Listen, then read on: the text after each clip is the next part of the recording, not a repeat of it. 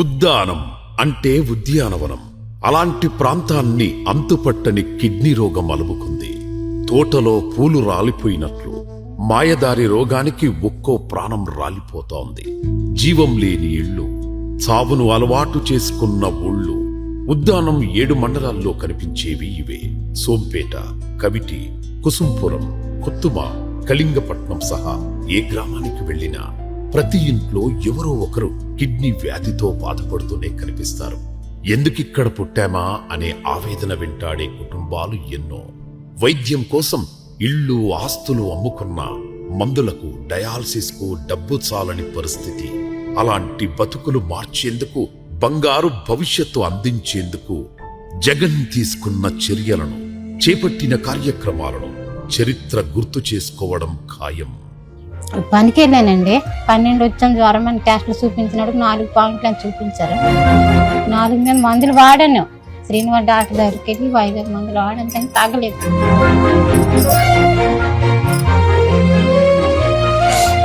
ఇప్పుడు బాగుంటుంది, రేపు మళ్ళీ ఆదేశించాను. ఇచ్చిన డబ్బులు మాకు సాలడమే లేదు. 1985-86 మధ్య ఉద్దాన ప్రాంతంలో కిడ్నీ వ్యాధి మొదటిసారి నిర్ధారణ అవగా 1990 నాటికి సమస్య తీవ్రమైంది. తమ బతుకులు మార్చండి అంటూ జనాలు ఎన్నో ఆందోళనలకు దిగినా ఆనాటి పాలకులు పట్టించుకోలేదు. పైగా సమస్యలను తేలికగా తీసుకున్నారు. దీంతో బాధితుల సంఖ్య పెరిగింది. ఉద్దానం ప్రాంతంలో 7 మండలాల్లో ఎవరిని కదిలించినా కన్నీళ్లే. పాలకులు మారారు, కానీ సమస్యకు ఎవరూ పరిష్కారం చూపించలేకపోయారు. తనో పెద్ద విజనరీ అంటూ అడిగిన వాళ్లకు, అడగని వాళ్లకు డబ్బా కొట్టుకునే చంద్రబాబు సుదీర్ఘకాలం సీఎం చేసి కూడా ఉద్దానం వైపు కన్నెత్తి చూడలేదు. తిత్లీ తుఫాన్ టైంలో ఏదో మొక్కుబడిగా పర్యటించి భరోసా ఇవ్వలేదు కదా, బుల్డోజర్తో తొక్కిస్తా, తొక్క తీస్తా, తోలు తీస్తా అంటూ బాధితులపై అహంకారం చూపించారు. ఉద్దానం జనాల కన్నీళ్లను రాజకీయం కోసం వాడుకున్నారే తప్ప చేసింది ఏమీ లేదు. తమ బతుకులు ఇంతేనా, బతికే మార్గం లేదా అని ఆశగా ఎదురు చూస్తున్న కళ్లకు జగన్ ధైర్యమయ్యారు.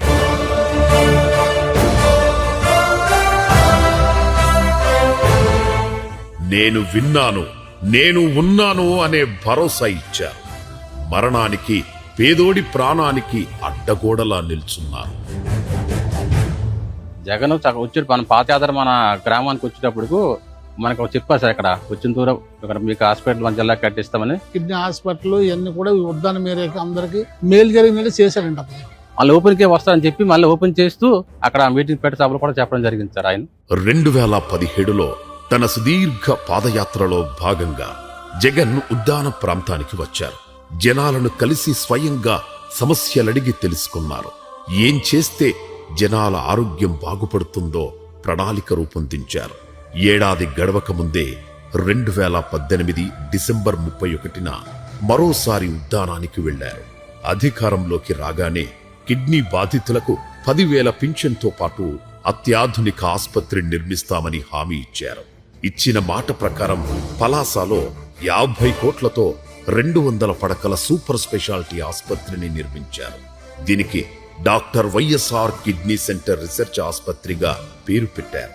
అత్యాధునిక హంగులతో కూడిన ఆస్పత్రితో పాటు రీసెర్చ్ సెంటర్, డయాలసిస్ యూనిట్ అందుబాటులోకి వచ్చింది.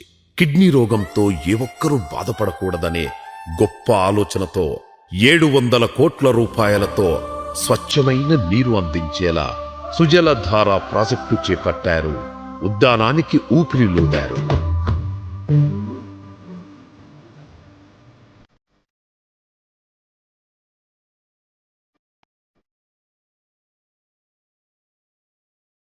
అంటే వైఎస్ఆర్ సుజల స్రవంతి అనే పేరుతోటి మాకు ఇచ్చింది. పర్వాలేదు, పొలాలండి ఈసారి.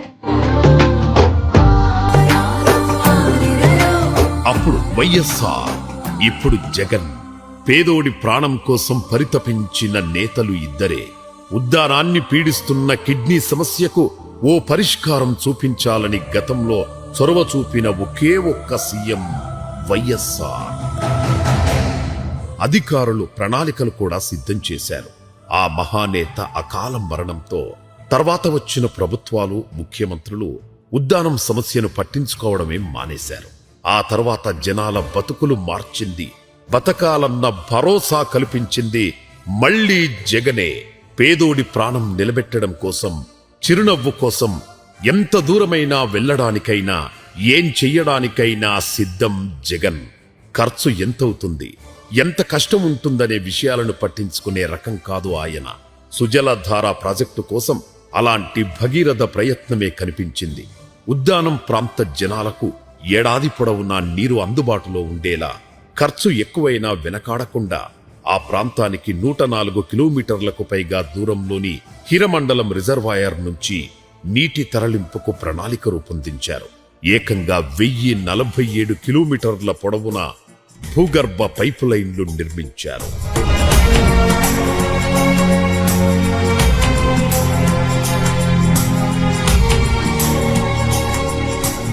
ఇక్కడ రెగ్యులర్గా డయాలిసిస్ తీసుకుంటాను. పెన్షన్ వస్తుంది, అయినప్పటికీ పెన్షన్ వచ్చినా ఏం లాభం. మా పాప పెళ్ళి అవ్వాల్సిన పాప. ఇప్పుడు మనం ఉద్దానం, కబిటి, కంచిలి, సోంపేట, విచ్చవపురం, మీరు బ్లడ్ టెస్ట్ ఇప్పుడు పెట్టండి, ప్రతి ఇంట్లో 1 2 పేషెంట్లు వస్తుంది. జగన్ అధికారం చేపట్టిన తర్వాత కిడ్నీ రోగులకు అండగా ఉండేందుకు పింఛన్ పెంచారు. అప్పటి వరకు 3,500 రూపాయలు ఉన్న పింఛన్ను 10,000కు పెంచారు. సోంపేట సిహెచ్సి డయాలసిస్ సెంటర్లో 13 పడకలను 21కి, కమిటీ సిహెచ్సి డయాలసిస్ సెంటర్లో 10 పడకలను 19కి పెంచారు. హరిపురంలో కొత్తగా 10 పడకలతో డయాలసిస్ సెంటర్ ఏర్పాటు చేశారు. అంతకుముందు టీడీపీ హయాంలో డయాలసిస్ రోగులకు 20 రకాల మందులే అందుబాటులో ఉండేవి.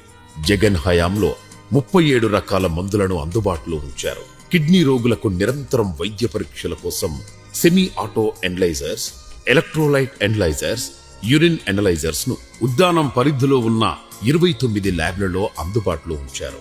టీడీపీ హయాంలో జిల్లా నెఫ్రాలజీ విభాగమే లేదు.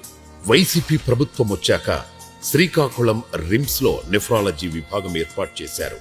కిడ్నీ బాధితులకు అత్యంత నాణ్యమైన కార్పొరేట్ వైద్యాన్ని పూర్తి ఉచితంగా చేరువలో అందించడం కోసం 85 కోట్ల అంచనాలతో పలాసాలో రీసెర్చ్ సెంటర్తో పాటు 200 పడకలతో సూపర్ స్పెషాలిటీ ఆసుపత్రి నిర్మించారు. పింఛన్ పెంచి ఆసుపత్రి నిర్మించి సుజలధార ప్రాజెక్టుతో నీళ్లందించి ఉద్దానం సమస్యకు ఎండు కార్డు వేయాలని జగన్ ప్రయత్నిస్తే ప్రస్తుతం రోగుల సమస్యలను పట్టించుకోవడం లేదు.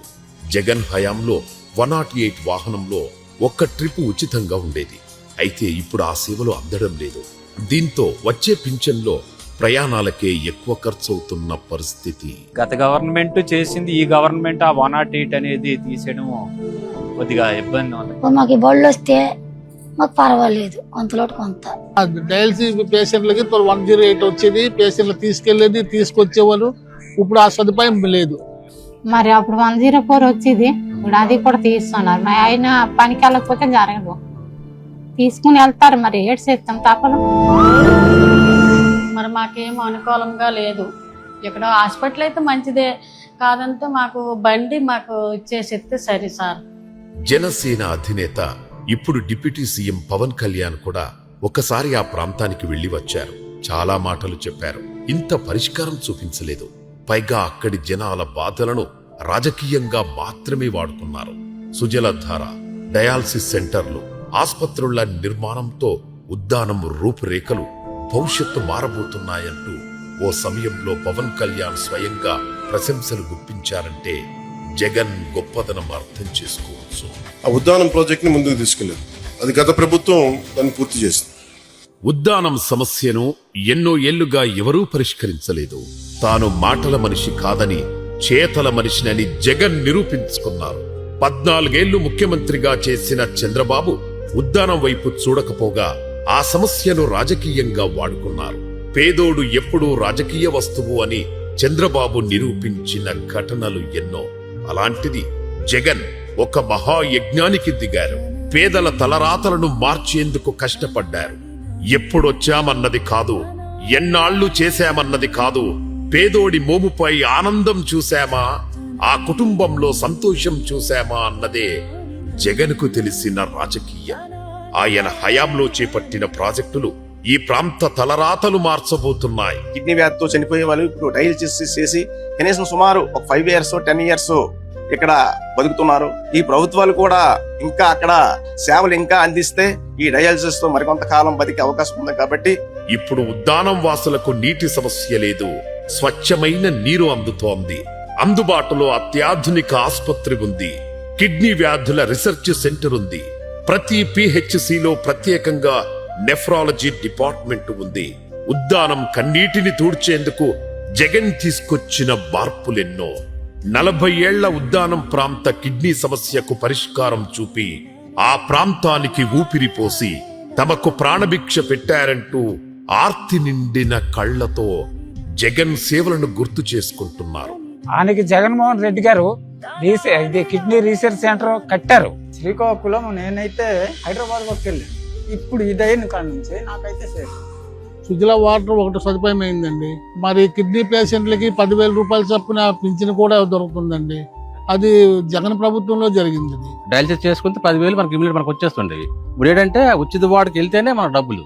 ప్రీవియస్ గవర్నమెంట్ లాగా ఉండేది కదా, మీరు కిడ్నీ పేషెంట్ అయితే 10K ఇచ్చారు. అది చాలా హెల్ప్ఫుల్ అయ్యేది అనమాట.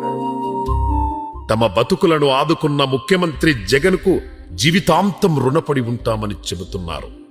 అయితే మా దురదృష్టం ఏమంటే మరొకసారి వచ్చుంటే అది ఇంకా బాగా డెవలప్ అయ్యి ఉంటుందేమని. చెప్పుకుంటే పెట్టి బెక్స్ ఇది.